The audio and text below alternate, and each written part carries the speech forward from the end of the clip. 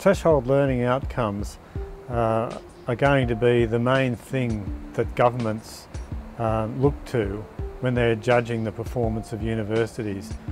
They're going to be looking to graduate outcomes, threshold learning outcomes, those sorts of things. And they're going to be asking, how we know that we've actually achieved that. So I think people are going to have to start to think very carefully about how they assess these. The first thing we know that people will think about is, oh well, can I just have a look at my current assessment and make sure that I can tick off the threshold learning outcomes in it. And what Jennifer's project shows is you can't do it.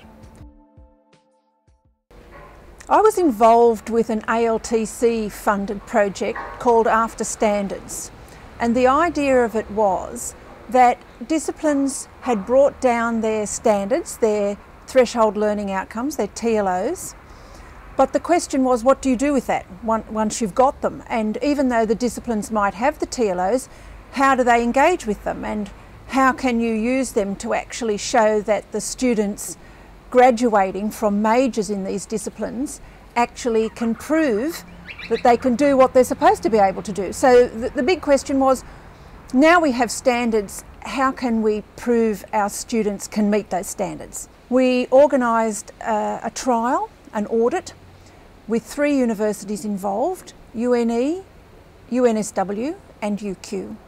And what we did was ask staff to submit the units in their discipline, and we matched them against the learning outcomes that those units or courses, depending on what university you're talking about, actually had set against them.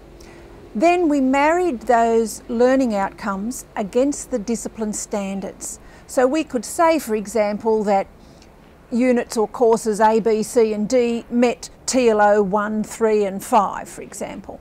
So we sent that information back to the disciplines and asked them to check it. Do they think that these standards are actually covered in the units that they teach? Those universities got back to us, yes they are. So they were confident that they could teach the TLOs in their current structure and that those TLOs were covered. Now, I think this is an interesting point because it means that the staff in those disciplines assumed they were already meeting the standards. And keep in mind that these discipline standards are standards that the disciplines had already agreed to. So there was a compliance already. So we asked those universities to provide us with 5 pieces of student work from these arbitrarily selected units, so we could assess them for how well they actually demonstrated that the students had met the TLOs. Now, the important thing here is that TLOs are meant to be minimum standards. So we asked the universities to provide the lowest ranked passing scores. So these are the 50% students. Now that's important in itself because we know there's a lot of pressure on staff to pass students who may really ought to fail. So the TLOs say that all students passing in a particular major must have met these standards. So the universities submitted that work to us. We shuffled them around, no names, no university identification obviously. Nobody knew whose work they were marking. And we marked that work again, this time marking it to see whether that assessment showed that the students met the TLOs. Now the interesting thing about this was, if this was an accreditation trial, not one of those universities would have passed.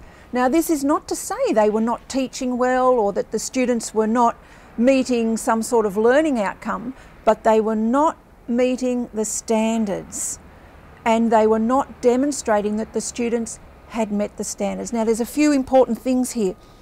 The exercise is to demonstrate meeting the standards. So in this trial, these universities could not demonstrate that.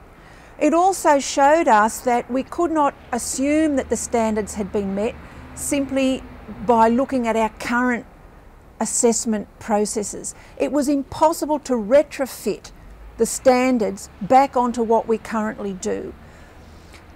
Now, the importance of the trial is that we are all going to face having to prove that our students can meet discipline standards. So how can we do that? And what we've learnt from the trial is that we really need to go back and look at what we teach students in first year, second year, third year, so that we're teaching to the standards from day one, and that our assessment tasks are matched against the standards, and that we have pieces of work that we can submit for a proof that the students actually meet the standards when they come out with a discipline major at the end of their degree.